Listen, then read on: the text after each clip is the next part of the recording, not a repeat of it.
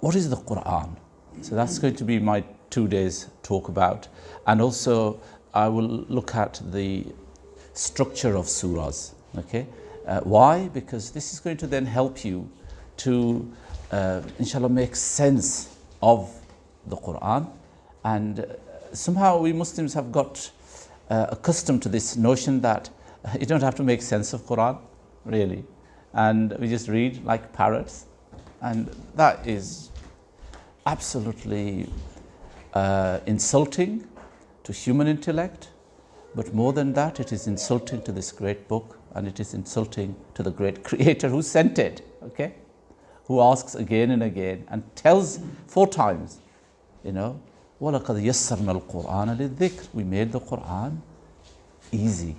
We did make, actually it means we did make the Quran easy. So emphatic. And we say, no. فَهَلْ مِن مُدَّكِرٍ. Is there anybody willing to pay attention? And so now that, you know, we're very fortunate, all of us here, most of us are graduates, postgraduates, and even beyond postgraduates. And therefore, there's no excuse for us not to learn what this book is all about. Okay, so my mission for many years has actually been to get Muslims and beg them, for God's sake, move from the tilawat to the fahm al-Quran. So I now do a dua, you know, which is, you know, Allahumma nawwir qulubana بتلاوة القرآن ونور قلوبنا بفهم القرآن. Allah, you know, make our hearts shine with the tilawat, but also make them shine with the fahm al-Quran, the understanding of it. And I'm sure you all would love to understand this book, wouldn't you? Eh? I'm sure, you know, those of us who are really serious students in our day, in our school days, if you were struggling with something and then next day or sometime you really got it, what did you feel like? It was a eureka moment, wasn't it? Oh, wow, I understand this now. And did you see that, eh? And it just puts a smile on your face, does it, eh? And it makes you feel, wow, you know, I really understand. This is great, isn't it? And, you know, I hope you get that joy from the Quran, Jen, understanding what this wonderful book of Allah is. But before we do that, let's, you know, just try to understand what makes the Quran so special, okay? I put together an article. Unfortunately, I didn't make. Is there a facility for photocopying here, eh? Or printing? Can we find out afterwards, please? And if it is, this is really. I put a lot of time and effort into this. Very special article. What are the 9 special things? What make the Quran so special? What is it that makes the Quran a special book? Okay. So the first point I've noted here is that majestic Quran provides a purpose to your life. Purpose to your life. Your profile is... Oh, that's really... No, that's not the PowerPoint. Not yet. That's just, it's one of the other ones. That's okay, don't worry. You're not gonna, you don't need that. When you need that, I would move out. But that, I'm reading from another article. That's why I'm so close to it. I'm reading from one of my articles here. So, what is it that... So the Quran provides purpose to your life. Now, we all want to know purpose. You know, when you go for a job, the first thing you want to find is what's my job description? What's the aims and purposes that I'm here? Isn't that right? The first thing you do. You know, HR guys, this is the first thing you do. So, you know, we need to find out what is, you know, so the Quran provides, I say, the Quran provides you with a clear purpose, okay? That is your job description, effectively. Don't you want to know that? Obvious, isn't it? If you're sensible, we would. So that's the first thing. And as inshallah, when I give you this article, you will be able to see. I'm just going to gallop through these 9 points. And if we can get copies of this, I will certainly give you a copy. The second thing is, you know, the major theme of the Quran is, what is the major theme of the Quran? The major theme, Tawheed, the oneness of Allah. Isn't that right? In fact, it all revolves everything. Even Risala is about what? It's about Tawheed. There is no Risala without Tawheed. And Akhirah. What is Akhirah about? It is all about Tawheed, the oneness of Allah. And what we mean by oneness of Allah is really, you know, it's actually about understanding and trying to get some inkling of the greatness of Allah, the grandeur, and the majesty. Somebody was very critical of my, I've got a group of some people who are very critical of my Quran there, no? And they don't even like the name. They say, oh, this is, it's wrong name, majestic. And of course, majestic is one of the best translations, if you know English, of Majid. Quranum Majid, Bal huwa Quranum Majid. This is Majid, the one with the Jad, with the majesty. There's no better translation of Majid than the majestic. No? So this is, we just call it Quranum Majid. But the problem is, if you don't know a language, you can never appreciate it. There are people who think English is a nutter's language. They don't realize it's one of the most developed language in the world. 1.25 million words. Urdu only has 125,000 words, 1/10. And yet, those people, it's only 1/10 of English in terms of vocabulary. That is how rich English language is. So if you don't know a language, obviously you're not going to appreciate its greatness, its beauty, and its... So we really do need to, and this is the other thing, we do need to learn language. The Quran is all about language. Its power lies in the language, its language. So it's all about Allah, really, the greatness of Allah. And what limits us in understanding Allah is what? Our language, isn't it? Okay? Language is really metaphorical. It's figurative. It's not real. Okay? For example, when you say tree, what is a tree? It's just a name we've invented for that wonderful, beautiful piece of Allah's creation. It could have been something else. Well, in Arabic, it's shajar. Urdu, darakht hai. And so, do you understand? So, it's important to recognize the limitations of language as well as its strengths as well. So, and what limits us in understanding Tawheed and the oneness and the greatness of Allah is our own language. So if you really want to understand Allah, what do you need to do? Come on, you need to really develop language. You need to observe His creation. The more you see and the more you know about Allah's creation, what will happen? You will get closer to Allah, to be honest. So I'm really very fortunate. I trained as a scientist and as a biochemist at that, looking at life, how life works, how life, even how do you make energy? What a fascinating, we know, as biochemists, we look at how from that glucose molecule you get energy through ATP. We can, as biochemists, we look at those processes. It's just amazing, that how do you do that? And how do you make that molecule of glucose? So, and the more you know of that, the more you begin to recognize the power and the creation and the creativity of Allah. And what will happen? You are filled with awe. And awe is what is really needed. Awe means fear. Awe means being truly appreciative and really understanding the vastness and the greatness and the power of something. And this is why in the Quran we are again and again told about Inna Allah ala kulli shay'in qadir. Everybody say that. Inna Allah ala kulli shay'in qadir. Inna Allah ala kulli shay'in qadir. Inna Allah ala kulli shay'in qadir. These are called ru'usul ayat.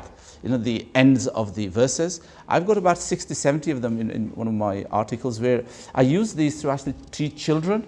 It's a really very good way of teaching children and ourselves, all of us. You should really know these verses first of all, and then try to learn their meanings. Inna Allah ala kulli shay'in qadir. Okay, Allah has control over everything. Allah has control over everything. Allah has control over all things. Okay, and then Inna Allah sami'un basir. Okay, the listener and the hearer and so on. So that's why you need to learn those ru'usul ayat. If anybody wants them, I'll send you those. It's really, and with children, when we teach in our Karimiya's curriculum, I insist on teachers that they get children to repeat these when they're learning, so they memorize them and also their meanings. And it's really interesting. In good writing, what happens? Where do you write the most emphatic things, Humaira, in a sentence? If you want to emphasize something, where should it come? At the end. It's at the end. You want to, and so it's at the end. Mostly, I say mostly, it's at the end where you want to. What you want to stress and emphasize would always it always comes as a bombshell. This is it. Okay, this is what we want to focus on. And it's interesting. The Quran. Most of these verses end with something to do with Allah, isn't it? Sifa of Allah, because that is, after mentioning all those things, Allah is khalaq as-samawati wal ard wa ma baynahuma, and then inna Allah ala kulli. At the end, this is what we want you to really focus on. So the major theme of the Quran is what? Tawheed. Everybody come on, the major theme of the Quran is? Tawheed. Yes, so this is really important. And Tawheed is not, it's all about the grandeur, the greatness of Allah subhanahu wa ta'ala. For me, the third most important teaching of the Quran and what it really brings to life for us is moral, social and spiritual values. Moral, social and? Okay. So it's, and these are three very important terms which you must learn and try to differentiate between moral, social and spiritual. Okay, so what do we mean by these? I'll just go here and explain to you, because it's so important, because the Quran keeps on emphasizing these three. Okay, in English, in Department for Education, it's MSS. Okay, moral, social and spiritual, and this is actually a requirement according to the Educational Reform Act of 1988. Schools have to teach moral, social and spiritual. Okay, I was actually involved in back in '94 when the government set up a working group to look at how schools are to do this, and so I've developed a lot of interest in understanding these, and my book, 7 Steps to Moral Intelligence, is actually based on a lot of that work and also work of Imam Ghazali. And it's really crucial, this. So what do we mean by moral? Who's going to have a go at moral? To tell me what they understand by moral. Tasim, go on, tell us what you understand by moral. Moral is a framework to set boundaries for yourself or community. Good. Okay. Okay, it sets boundaries. Anyone else? Yes, Qasim. Ethical values. What is ethical? Ethical values could be part of your morals, what you believe is right or wrong. Okay, right and wrong. Okay. Anyone else?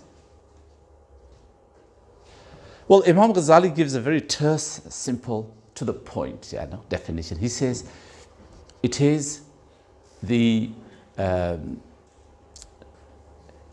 state of the heart and mind from which goodness oozes. That's my poor translation of Ghazali's works. So what is it? The state of from which? Okay, so what that means is it's habituating yourself, conditioning yourself to do good. Okay, and obviously, there's a lot of debate about what is good. Okay, but I think believers know what is good, Jenna. So we don't need to have that debate. So, but let's just think about that now. So he's saying it's the state of the heart and the mind. I use these words. He doesn't use heart and mind, Jenna. He uses just the qalb. But I know what he's meaning. Okay, and I'm using heart and mind because nowadays we associate mind with thinking, we associate mind with cognitive learning, and heart with emotions. Is that right? Yes, those are two very crucial things. We've got educationalists here, Hafiz Naveed, So, the cognitive and the emotions. I'm putting them two together. And in our old Islamic philosophy, qalb used to represent all of that, to be honest. And well, you will know that there is something very special in the heart which links it to the brain, doesn't it? And much more than any of the other organs. And perhaps the first part of the body or the organ that gets the most powerful signal is the heart, isn't it? Because it needs to. to get the blood out, isn't it? So there was always a link, between heart and the mind, but really it's the mind, to be honest, at the end of it. The thinking and the cognitive abilities lies here, up here, but it can't actualize that without getting this thing moving. So that's where the connection is, if people want to understand what heart, why use heart and mind. So it's the state of heart and mind from which good happens. So in other words, you condition yourself to do what is proper, right, and what is good, Jana. It's not the act itself. So giving money into the collection box, that's not the generosity. The generosity is, you see, this is why when someone, this rich man put some money in the collection box and Isa alayhi salam was watching, and then another elderly, this is in Gospels, when the elderly lady comes and she just puts a little small coin, and he praises her, and he says, the other guy, well, that really isn't, he's so rich that it doesn't have any impact on his heart or mind or on pocket. It does, I don't know. But for this lady, it's everything, okay? And it's coming out of her heart, of her. So it's not the actual act which is moral. It's not the act, it is actually the intention behind it, the mindset behind it. And that is what really matters, to be honest.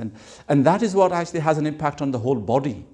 It makes you happy, it gives you, it reduces your cortisol level, it reduces your blood pressure, and all the positive impact that moral values have. If you practice, inshallah, you practice kindness, generosity, gratitude, forgiveness, patience, when you practice those, I'm sure you've all felt something or not. It is, it's real, it is, and scientists are now beginning to do a lot of research to show, neuroscientists are showing impact of each one of these values. There's hundreds of papers. Last count we had was about 1,200 research papers on this, and I've done a review of them if anybody's interested.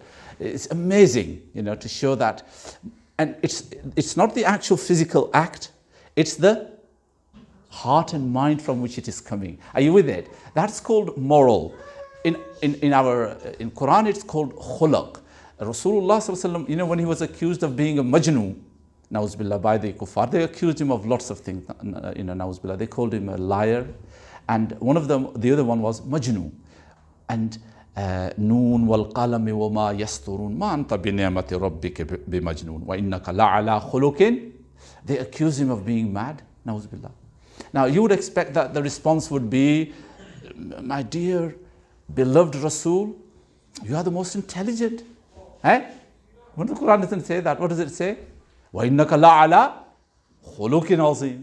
How the rebuttal is, your khuluq is great. Your morals are immaculate. You are perfect. Your character. That's telling us something very important here, no? That the highest level of intelligence is what? Is not the IQ. It's not analyzing data, but it is actually having this. And now, educationists tell you, people like Howard Gardner talk about how many intelligences? They talk about 7 kinds of intelligence. I'm sure there's many more, but just to make things simple, they call it 7 types of intelligence. But the most highest of all of those is social intelligence. Social intelligence is effectively moral intelligence. For us, we call it moral intelligence. So I hope you can see the Quran is already ahead when it talks about intelligence and the way it defends Rasulullah. You would have said, no, he's very intelligent, isn't he? Look at his character, how perfect. So morals is and it is actually a very, very difficult to develop. I'm sure we all know how would you develop forgiveness? All life you practice, and this is that's another theme. We will look at that some other time. So moral. And then, is everybody clear on what we mean by moral now? When we say the Quran is actually a book of moral teachings, okay? Social. What do we mean by social? Here, the Arabic I would use is the mu'amalat, okay? How we deal with one another. how we relate with one another. And this, of course, is to do with rights of others, isn't it? It's accepting that others have rights over me. So the rights, number one would be parents, then other relatives, then neighbors, then your co-workers and citizens and so on, and animals, and everything that's living has rights over us. The environment has rights over us. We have no right to dig up all the forests and cut down trees and create deserts everywhere. We really have no right to do that. Even the living things have rights over us. So social is to do with relating with Allah's creation effectively in a positive way, where you recognize their hukukul ibad, human rights. And some Muslims get really upset with human rights if you talk about this. This is a Christian concept. Where do you get this nonsense from?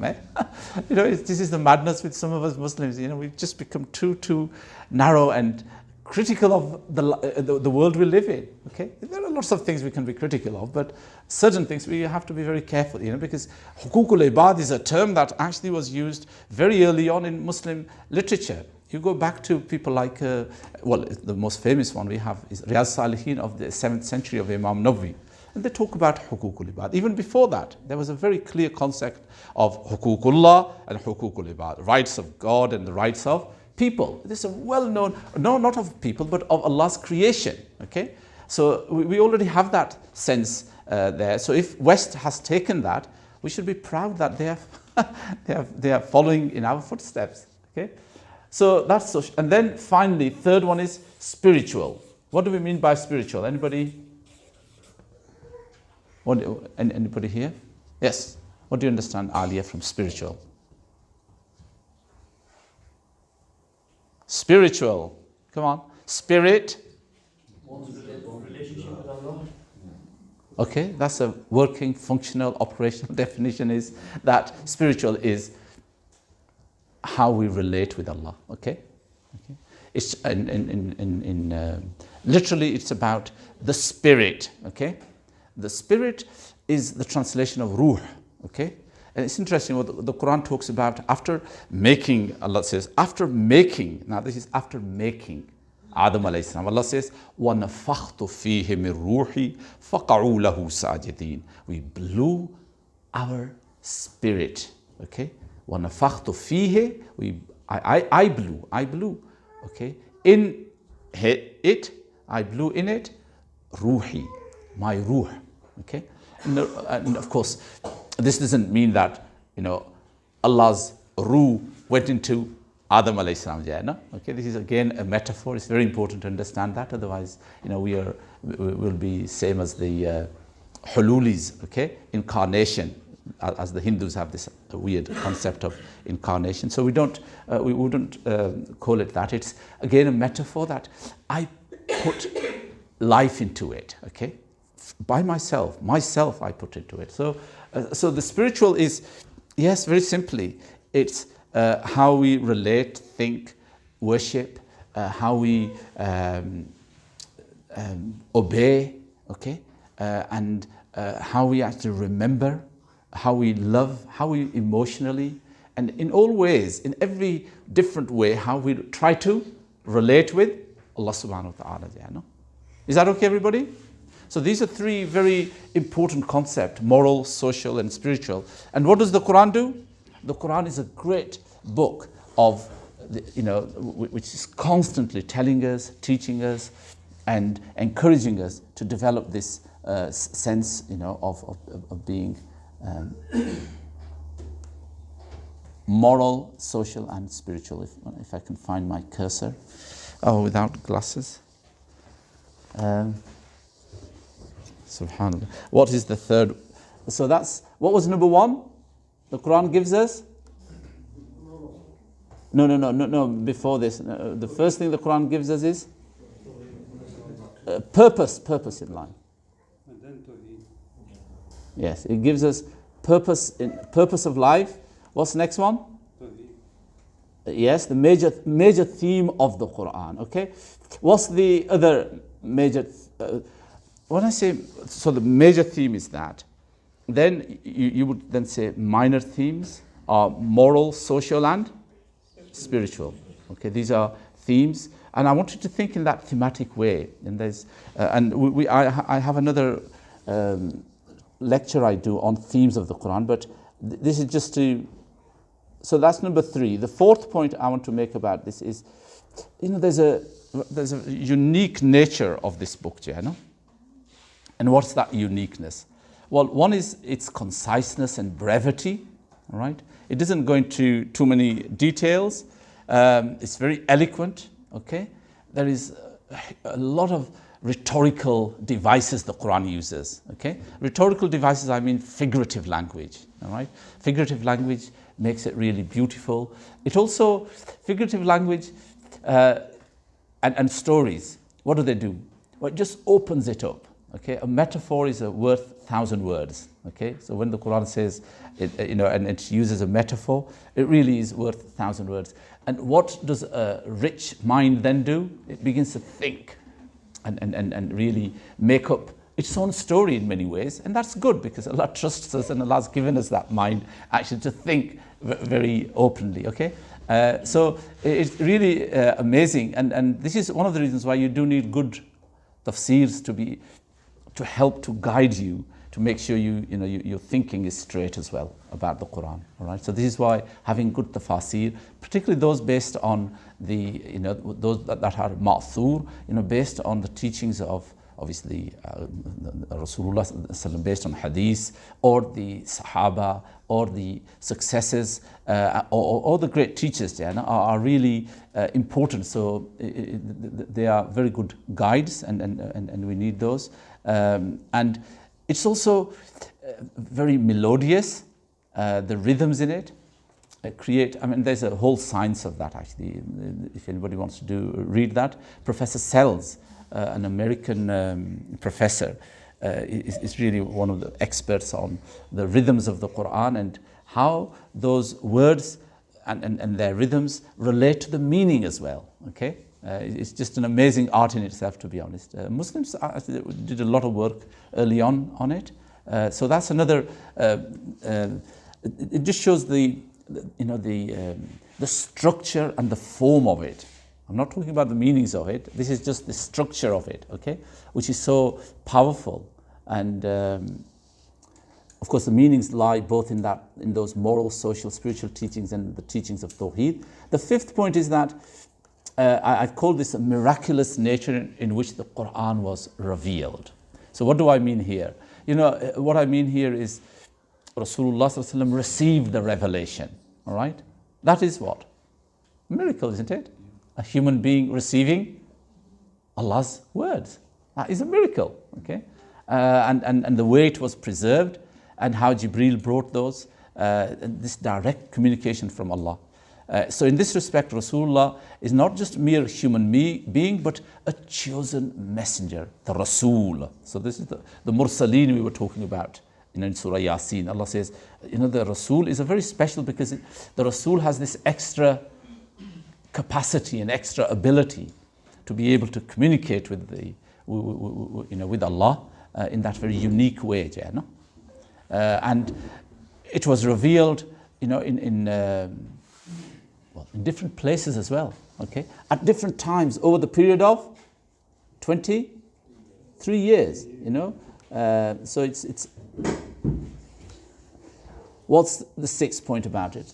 The Prophet ﷺ is the perfect role model, okay? So he's the lead character in the Quran, He's the main character of the Quran. Actually, the whole surah in many ways revolves around the life of the Prophet. It is. It's actually about, otherwise it would be out of context. It's about the Prophet ﷺ facing those difficulties, how to deal with them. So he's given solutions, isn't he? Whether it is in the battlefield, whether it is in the peaceful Medina, or whether it is in the tense Makkah, it's the Prophet. This is how we want you to deal with it, okay? So he's the central character here. He's uswatun hasana. What is he? The perfect role model there. Okay, so, and therefore, this is why, we need to know the seerah of the Prophet as well. Another very important feature of the Quran is its prophecies. Okay, the prophecies, its predictions, and it's again, there are dozens of them. Many came true at the time of Rasulullah sallallahu alaihi wasallam, and people witnessed them, but many today are coming true. Okay, for example, there's Zahar al-Fas in Surah Ar-Rum, Zahar al-Fasadu fil barri wal bahr bima kasabat aydin nas liyuzikahum ba'd alladhi amilu. The Quran says that corruption, pollution, and mischief, okay, has appeared on land and on sea, okay, a result of human hands, okay, a result of human hands. And of course, what is that? What do you think that refers to? It's obvious. Yeah, it's obvious, and it doesn't just say on the land, but it very clearly says on the. And of course, the sea creatures are the ones which are suffering the most as well, aren't they? This Attenborough's blue planet. Yeah, it just raised that enormously. How much damage we are doing. So that's just a prediction which people didn't understand. Another one is when Allah says in Surah Al-Hadid, وَأَنزَلْنَا الْحَدِيدَ فِيهِ بَعْصٌ شَدِيدٌ وَمَنَافِعُ لِلنَّاسِ. We sent down the iron. In it are many benefits for humans. And if you look at all the old translations, even my own teacher, Pir Kam Shah Sahib Rahmatullah Alayhi, only 60 years ago, even he translated this as, we created iron. Because that's how they understood. How could iron be sent down just like whey? How could it be sent down? Okay. So there was, the only translation you find in old tafsir is, Anzalna means what? To send down. But here they would translate it as, because that was the only, they couldn't understand it. So what happened about 60 years ago when they discovered that we are stardust? The whole planet is actually, it's a stardust, isn't it? All the elements here on the earth are where are they from? They're from the stars. They weren't created here, They actually come from the stars. The magnesium, the calcium, the nickel, they all come from, they were created out there. And it was the bombardment and the meteorites and through the space, they landed here. Say subhanallah, yaar, come on. Do you see now, that was amazing. The Quran could have said, وَخَلَقْنَا الْحَدِيدَ. Nobody would have objected to that, would they? We understand this very clearly. Yes, Allah made the iron, but what a precision, eh? Dozens and dozens of examples of that kind about future. But at the time of Rasulullah, some very amazing ones happened. Well, the one famous one is even Gibbs, Professor Gibbs, in his Fall and the Decline of Roman Empire. Is one of the great professors of history, and his book is very, very famous. Yeah, no? And in it, he actually mentions this prediction of the Quran. So when the Romans were defeated by the Persians, the Meccans were really over the moon, and they said to the Muslims, you see how our brothers, the idolaters, the Majusis, the Persians have beaten your people of the book. We're going to destroy you as well, like that. Allah revealed Surah Ar-Rum, Alif Lam Mim, Ghulibat ar-Rum fi adna al-ard, wa hum min ba'di ghalabihim sayaglibun fi bid'i sanin. It even gave time scale. Okay, within 9 years, you'll see how Rome will once more come back. Yet, what Gibbs say and others say that it was impossible for Rome. People could not believe that Rome would ever recover. And that's what he says. Nobody could have predicted this. But Allah in the Quran says, and he actually quotes this and he says, this is really amazing. Of course, he doesn't believe in Quran, but even he picks that point up, and that this was, these sort of things. There's a lot of fantastic research. One of my friends, Professor Hollinger at Cambridge University, he was in Nottingham, now he's in Cambridge. He's a specialist historian on antiquity. This is the 7th century, 6th, 7th century.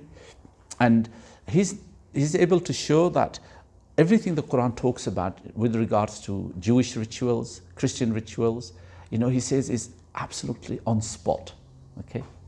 It really, and he's able to prove a lot of those things, that how, and that just shows you the accuracy. Not that we needed his or, endorsement, but just to show it's important. Nowadays we live in an age where people want to see proofs, and we say the Quran is very accurate. The Quran is very accurate, alhamdulillah. So, its prophecies are just amazing. So let's move on. So that was point 7. Point 8 about the Quran that I've written here is the impact of the Quran's teaching on everyday life. Okay? What does it do? When you look at what the Quran tells us to do, it actually leads to sanity. And what it prohibits and what it says don't do is haram is actually all very harmful. If people were to live according to the Quranic way, they will be actually saved from a lot of misery. And the misery that we see in our society today is actually due to people doing those haram things, isn't it?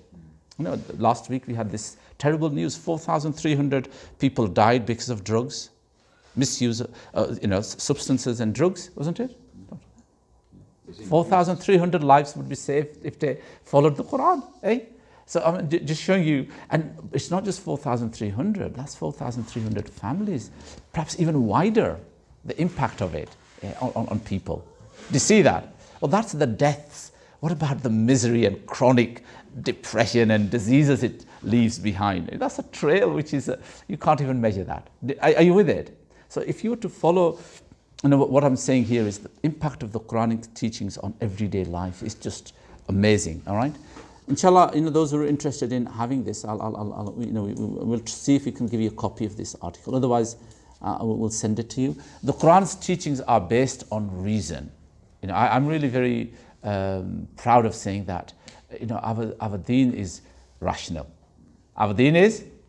It's not irrational. And this is why the Quran keeps on saying, "Afala ta'qilun." Don't you reason? Don't you understand by using reason? Are you not rational? Okay. And, we live in an age of reason, alhamdulillah. And this is one of the reasons why I believe if we were to preach the Quran and give it to the non-Muslim English people and the British, a lot of them, because they're very reasonable people, they will see light, inshallah al-Aziz. We can win them over through this, inshallah al-Aziz. Okay, so those are, I just thought, it's important for us to understand what this great book of Allah is, to be honest. We just don't seem to... We just don't seem to sometimes recognize what a great book it is, and we're not able to describe and present it. So I think it's, we need to do more of that, inshallah.